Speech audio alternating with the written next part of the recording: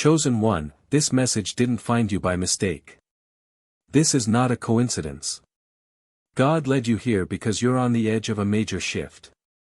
And what's been keeping you stuck isn't a lack of ideas, vision, or even effort.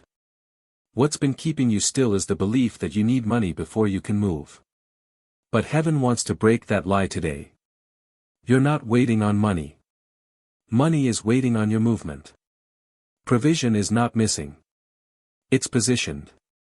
Positioned to meet you at the next level of obedience. Positioned to find you the moment you start walking by faith instead of fear. Positioned to show up when you finally release the hesitation and move with confidence in what God told you to do. You weren't created to chase coins. You were created to command currency through your calling. When you understand that movement is the key, you won't sit around hoping something happens. You'll make room for the miracle by stepping into your mission. Let's go deeper.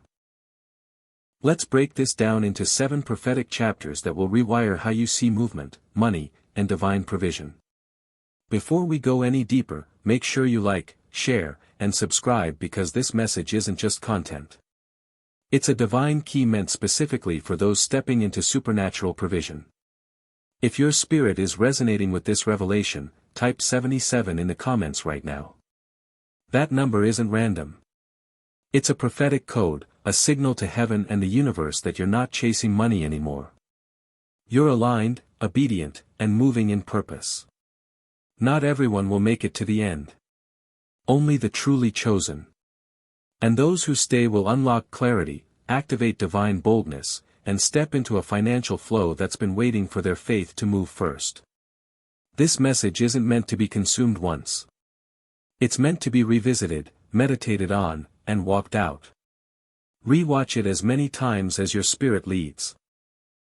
Because with each listen, another door of revelation will open, and another dimension of overflow will be unlocked. Let's dive in. Chapter 1. The delay isn't lack. It's alignment. Chosen one. You need to understand this at a soul level. The delay was never rejection. It was redirection. What looked like a closed door was actually divine protection. What felt like a financial drought was really God hiding you from premature exposure. Not because He was withholding blessings from you, but because He was preparing the blessing within you. Yes, you saw others rise. You watched people collect platforms, sign contracts, and stack accounts while you stayed behind the curtain. You prayed and asked, Lord, when will it be my turn? But heaven was answering in silence. Not because you were forgotten, but because you were being forged. God wasn't late. He was on assignment with your becoming. The truth is, He couldn't release what you were asking for when you still believed money was the savior. When your identity was still tied to numbers, applause, or external affirmation, wealth would have distracted you from the mission. So He took you through a sacred detox, emotionally, spiritually, mentally. He stripped away every false dependency. He removed every counterfeit connection. And He purified your motives until your why no longer served your ego but served His glory. Now that your posture has shifted from ambition to assignment, from hustle to honor, from striving to surrender, the floodgates are opening. Not because you've done everything right, but because you've become aligned with what's righteous. This wasn't punishment. It was preparation. God wasn't being quiet to ignore you. He was being quiet to stabilize you. Because what He's about to release can't be carried by the version of you that craves validation. It can only be stewarded by the version of you that's rooted in truth, peace, and purpose. So hear this clearly, the delay was never about lack. It was about alignment. Alignment with heaven's timing. Alignment with your kingdom assignment.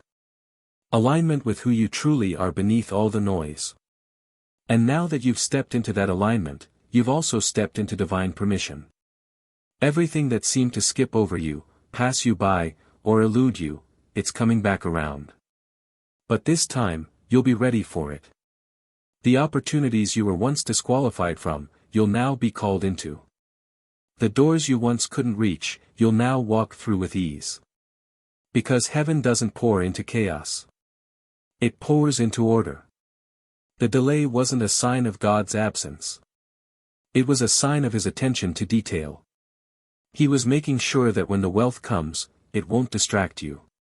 It'll position you. When the favor hits, it won't change your character. It'll amplify your calling. So stand tall, chosen one. The wait wasn't wasted. It was sacred. And now you're not just prepared. You're aligned. And that means money can now meet you at the speed of obedience. Not because you're chasing it, but because it's been waiting for the real you to emerge. Chapter 2. Money follows mission, not wishing. Chosen one. Hear this loud and clear. Money doesn't respond to emotion. It responds to motion. You can feel passionate, inspired, even desperate. But until you move in obedience to your divine assignment, you remain out of sync with heaven's financial flow. This is one of the greatest revelations you'll ever carry. Money follows mission, not fantasy, not imagination, not endless prayer with no movement. You can journal the vision. You can fast over the idea. You can dream for days. But unless your feet match your faith, nothing shifts in the natural. God is not looking for those who just desire to be great. He's looking for those who step into what he told them to do, even when the plan seems incomplete, even when the account looks empty. Because that's where the flow lives. When your identity was still tied to numbers, applause, or external affirmation, wealth would have distracted you from the mission. So he took you through a sacred detox, emotionally, spiritually, mentally. He stripped away every false dependency. He removed every counterfeit connection. And he purified your motives until your why no longer served your ego but served his glory. Now that your posture has shifted from ambition to assignment, from hustle to honor, from striving to surrender, the floodgates are opening. Not because you've done everything right, but because you've become aligned with what's righteous. This wasn't punishment. It was preparation. God wasn't being quiet to ignore you. He was being quiet to stabilize you. Because what he's about to release can't be carried by the version of you that craves validation. It can only be stewarded by the version of you that's rooted in truth, peace, and purpose. So hear this clearly, the delay was never about lack. It was about alignment. Alignment with heaven's timing. Alignment with your kingdom assignment. Alignment with who you truly are beneath all the noise. And now that you've stepped into that alignment, you've also stepped into divine permission. Everything that seemed to skip over you, pass you by, or elude you, it's coming back around. But this time, you'll be ready for it. The opportunities you were once disqualified from, you'll now be called into. The doors you once couldn't reach, you'll now walk through with ease. Because heaven doesn't pour into chaos. It pours into order. The delay wasn't a sign of God's absence. It was a sign of his attention to detail. He was making sure that when the wealth comes, it won't distract you. It'll position you. When the favor hits, it won't change your character. It'll amplify your calling. So stand tall, chosen one. The wait wasn't wasted. It was sacred. And now you're not just prepared. You're aligned. And that means money can now meet you at the speed of obedience. Not because you're chasing it, but because it's been waiting for the real you to emerge. Chapter 2. Money follows mission, not wishing. Chosen one. Hear this loud and clear. Money doesn't respond to emotion. It responds to motion. You can feel passionate, inspired, even desperate. But until you move in obedience to your divine assignment, you remain out of sync with heaven's financial flow. This is one of the greatest revelations you'll ever carry. Money follows mission, not fantasy, not imagination, not endless prayer with no movement. You can journal the vision. You can fast over the idea. You can dream for days. But unless your feet match your faith, nothing shifts in the natural. God is not looking for those who just desire to be great. He's looking for those who step into what he told them to do, even when the plan. You keep asking God for provision so you can begin. But God is asking you to begin so he can release the provision. You don't unlock the blessing by begging for it. You unlock it by building into it. He funds what he assigns, not what we fantasize about. Money is tied to your movement, not random movement, mission-based movement. That means when you step into what God specifically told you to do, whether it's writing that book, launching that ministry, starting that business, or speaking that truth, the finances will begin to flow because you're finally walking the path where the provision was already waiting. Many are waiting for confirmation, clarity, or a financial breakthrough to start. But the truth is, the confirmation is your calling, and the clarity comes in motion. Your provision is voice-activated. It responds to the sound of your obedience. You can't just wish for overflow. You must walk toward it. You must act like you believe the vision came from God Himself. You must move like heaven is backing you, because it is. When God gives you a vision, He attaches a hidden stream of resources to it. But that stream stays locked until you activate the mission. That means it won't come alive on paper. It will come alive when your hands start building, when your voice starts declaring, when your heart stops hesitating. The blessing doesn't show up for spectators. It shows up for stewards, people who do something with what God gave them, even when they don't have the full picture. Especially when they don't have the full picture.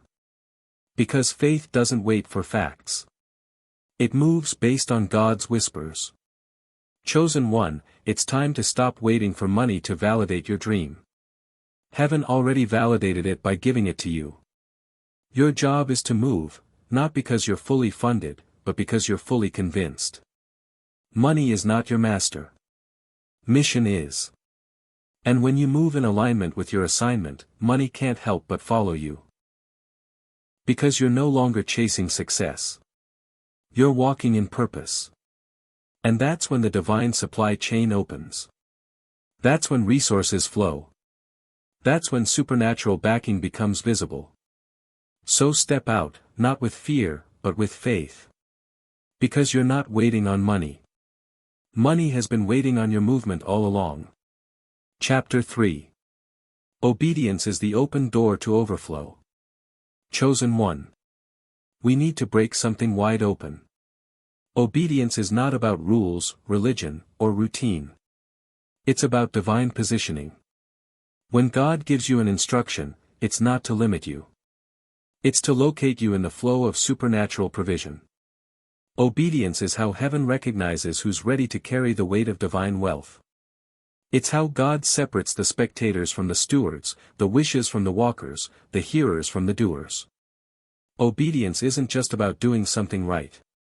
It's about doing the right thing. You don't have to have all the money, the audience, the strategy. What you need is sensitivity to the voice of God and the courage to obey. Because obedience is the trigger that unlocks overflow. Throughout the Word of God, miracles were released after movement, never before. The Red Sea didn't split until Moses lifted the staff. The walls of Jericho didn't fall until Israel marched. The oil in the widow's house didn't multiply until she poured. The blind man didn't see until he washed. And the woman with the issue of blood, her healing didn't manifest until she touched. Each breakthrough required an act of obedience, not logic, not strategy, just faith-filled action. That's the pattern of the kingdom. First comes obedience. Then comes overflow. You keep waiting for clarity. But clarity doesn't come before obedience. It comes after. God wants you to trust His voice more than your plan, to move when it's uncomfortable, to act before the bank account agrees.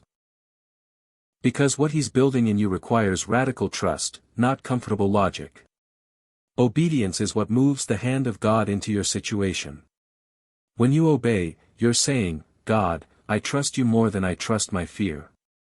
I trust your instruction more than I trust my income. I trust your leading more than I trust my limitations. Your next level, the breakthrough, the abundance, the financial overflow, is already prepared. But it's not going to land in your lap. It's going to be revealed on the path of obedience. One step, one yes, one act of trust can shift your entire life. Not because you're perfect. Not because you're popular. But because you're postured in obedience. And here's the part most people miss: God doesn't reward effort. He rewards obedience. Effort in the wrong direction still leads to exhaustion. But obedience brings acceleration. When you obey, time collapses. Doors open. The impossible becomes your testimony. Obedience is also a test. A test of faith, a test of surrender, a test of readiness. God will often ask you to do something that doesn't make natural sense. He'll tell you to sow when it feels like you need to save. He'll tell you to speak when you feel unqualified. He'll tell you to launch something when you feel unknown. Why? Because he's not trying to see if you're talented. He's trying to see if you're trustworthy. He wants to know, can you move when you don't see the money? Can you obey when there's no applause?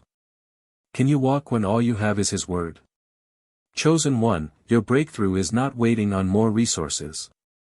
It's waiting on your response. The moment you align your actions with what heaven has spoken, the windows of heaven open and provision flows, not in trickles, but in torrents. You don't have to beg for overflow. You just have to be obedient enough to step into it. Chapter 4. You are the bank heaven wants to pour into. Chosen one. It's time to shift your identity. You've seen yourself as a survivor, a struggler, but heaven sees something far greater. You are not just a worker. You are not just trying to get by. You are a wealth carrier, a vessel designed to handle overflow without losing yourself in the process. You've asked God to bless you, to open the floodgates of provision.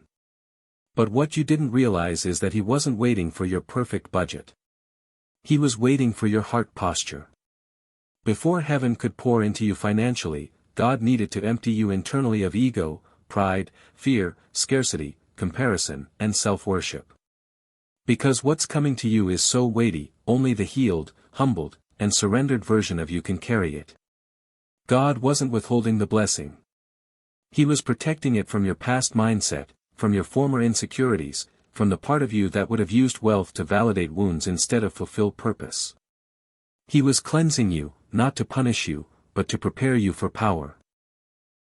Now that you've surrendered, now that you no longer see money as identity or status but as assignment and stewardship, you are safe to fund, safe to carry the kingdom, safe to be resourced on a level that would have destroyed the old you. Heaven can finally trust you because the blessing will not stop with you. It will flow through you. You're about to become a walking overflow, not just financially blessed, but spiritually aligned. Not just rich in money, but rich in mission. A vessel that funds vision. A divine distribution center that pours into families, communities, systems, and souls. The wealth isn't for your ego. It's for your assignment. You are heaven's bank. And banks aren't emotional, they are responsible. They don't just hold money, they move it with wisdom, structure, and timing. That's what you're becoming, a person heaven can trust with major movement, because you've been tested in lack and still chose integrity. You've been trusted with little and still remained faithful. Now, you're about to be trusted with much. God is not looking for containers that just collect. He's looking for conduits that channel. He's searching for those who won't worship the blessing but will carry it with reverence and honor. That's why he chose you, because you're not in love with the money, you're in love with the mission. And that makes you a safe place for supernatural supply. You're not asking for wealth to prove anything. You're asking so you can build something eternal, a legacy, a movement, a vision that lifts others as you rise. You're not looking to consume. You're looking to construct. You don't want a temporary lifestyle. You want lasting impact. That's why the money didn't come when you first asked for it, because back then, it would have been your reward. But now it's becoming your responsibility. You've matured beyond the need to show off. You're now called to show up fully, humbly, powerfully. And here's the truth, the money was never the mission. The mission is the mantle. The vision is the vehicle. The purpose is the priority. The money is just a tool, a servant of the assignment, a means to a divine end. And now that you understand that, you're about to receive what others mishandled. Chosen one, you are not waiting on money. Money is being routed to you because heaven knows where you're going. You're not just praying for funds. You're being positioned as a funder, a kingdom financier, a supernatural pipeline of purpose. Chapter 5, Movement makes you visible to destiny helpers. Chosen one, you've been praying for the right people, for supporters, for collaborators, for divine connections that carry the favor, the wisdom, and the resources you need to go to the next level. But here's a truth heaven wants you to grasp, your movement is what makes you visible to destiny helpers. There are people assigned to help you, yes, divinely appointed individuals whose next assignment is connected to your obedience. But here's the thing. They're not looking for the version of you that's stuck in hesitation. They're not watching for the one who's still hiding in fear or waiting for perfect timing. They are looking for the activated you, the moving you, the bold, building, obedient you. Destiny helpers are drawn to motion, not stillness. They don't respond to your potential, they respond to your positioning. When you start moving, even with small steps, you start to appear on the radar of those who are spiritually assigned to assist you. Your name enters conversations. Your work starts being noticed. People begin to recognize the sound of your obedience. The support you've been praying for is already in the earth, and it's already willing, but it's been waiting on you to step into divine alignment so it can find you. The reason you felt invisible is not because you're unworthy. It's because you've been motionless. Visibility follows obedience. God isn't going to send key helpers to a place you haven't shown up in yet. Imagine Ruth staying in her sorrow instead of going to the field, she never would have met Boaz. Imagine David refusing to serve in Saul's court, he would have missed the environment that led to his throne. Movement didn't just change their location, it changed their exposure to the very people and platforms they were destined to encounter. And the same goes for you. The moment you begin walking in what God told you to do, launching the business, sharing the message, writing the book, creating the content, making the call, building the vision, you unlock a realm where your help, your favor, and your divine appointments can find you. Your movement is magnetic. It pulls in the right people. It creates divine intersections. It tells heaven and earth, I'm ready. And once you step out, you'll begin to notice something shift. Messages from people you never met, invitations to places you didn't apply for, support from unexpected sources, even financial favor showing up where you least expected it. Not because you begged for it, but because you moved in faith toward your mission. God is going to send divine partnerships, surprising mentors, soul-level collaborators, and resource carriers your way. But He won't do it when you're playing small. He'll do it when you step into the fullness of your assignment. So stop hiding your gift. Stop overthinking the timing. Stop waiting for the money to appear before you obey. Let your faith make you findable. Let your movement put you on heaven's GPS. When you move, you multiply your visibility. You position yourself for what eyes haven't seen and ears haven't heard. You stop being overlooked, not because you demanded attention, but because you walked into the field where you were meant to be discovered. You don't need to go viral. You need to go visible in obedience. Because, chosen one, there are people praying to find someone just like you. And when you move, they will. Chapter 6, Fear blocks flow. Faith unlocks funding. Let's be real, chosen one. The greatest thing standing between you and the life you were born to walk in hasn't been a lack of resources. It hasn't been rejection. It hasn't even been failure. It's not because you're not called, but because you've been paralyzed by a lie. But you're not called to live small. You're not called to wait until everything makes sense. You are called to walk by faith and not by sight. And when you begin to walk in that kind of trust that doesn't flinch at the unknown, God will send resources to meet you on the road. This is why so many never unlock divine funding, because their posture is fear, not faith. They're waiting for money before they move instead of moving with faith that the money will meet them. But chosen one, everything changes the moment you stop negotiating with fear. Everything shifts when you say, I may not have all the facts, but I have the Father's voice. And that's enough, because faith doesn't wait for proof. Faith is the proof. Faith builds before the land is bought. Faith writes the vision before the funds arrive. Faith steps out on water with no life jacket, because it knows who called them to walk. You don't need to be fearless. You need to be faithful. When you choose faith over fear, the atmosphere around you changes. You become a magnet for miracles. You become a landing place for provision. Chapter 7, You Are the Strategy. Just start. Chosen one, here's the truth the enemy never wanted you to discover: you are the strategy. You've been searching for the perfect plan, the right blueprint, the ideal conditions. But the entire time, God was whispering, it's already in you. You've been waiting for a mentor to map it out, a miracle to fund it, or a moment of confirmation that makes all the fear disappear. But heaven's been trying to show you, you are not waiting on a strategy. You are the strategy. The vision you carry is the blueprint. Your gift is the plan. Your voice is the platform. Your obedience is the ignition key that will unlock the entire flow. You don't need another business course, another breakthrough conference, another person to validate what you already know God told you. You need movement. Movement will shake the dust off your calling.